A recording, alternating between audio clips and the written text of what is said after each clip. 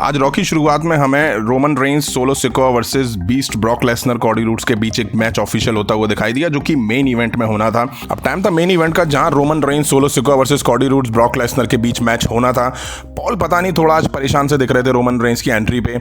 Beast अपना beast है, last में धमाकेदार एंट्री लेते हैं। अब मैच शुरू होता उससे पहले ही ब्रॉक लेसनर कॉडी रूड्स पर अटैक कर देते हैं। लगा ही था मुझे कि कुछ और ही होने वाला है और वैसे ही हुआ, क्योंकि रोमन रेंस 24 घंटे पहले मेन इवेंट लड़ चुके हैं, कॉडी रूड्स लड़ चुके हैं, तो रोमन रेंस का रॉ पे लड़ने का मैच पे कोई सवाल उठता नहीं है।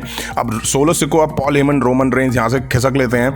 अब सुप्लेक्स कॉडी रूड्स को पड़ती हैं, बट क्यों, ये इसका जवाब किसी के पास नहीं है।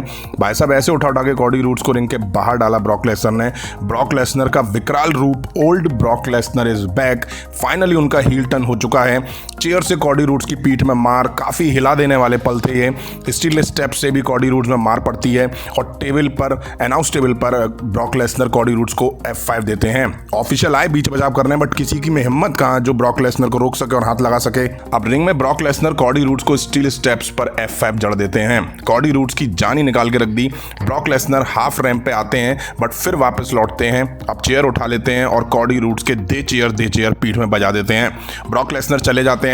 ऑफिशियल्स अब कॉडी रूड्स को अटेंड कर रहे होते थे, बट ब्रॉक लेसनर फिर वापस लौटते हैं, लेकिन अब वो रैंप यानी स्टेज पर खड़े होकर ही मिडिल फिंगर्स दिखाते हैं। जबरदस्त एंडिंग आज रॉ के एपिसोड की देखने को मिली। सबके मन में यही सवाल है कि जो ब्रॉक लेसनर कॉडी रूड्स के साथ टीम अप में दिखने वाले थे, उन्होंने ही कॉडी रूड्स पर अटैक क्यों करा, वो भी इतना जबरदस्त अटैक। कॉडी रूड्स के फैन शॉक, मायूस थे। भाई साहब ओल्ड ब्रॉक लेसनर की वापसी हो चुकी है। ऑफिशियल अटेंड करते हैं, मेडिकल हेल्प वगैरह बुलाई जाती है, यहीं शो क्लोज हो जाता है।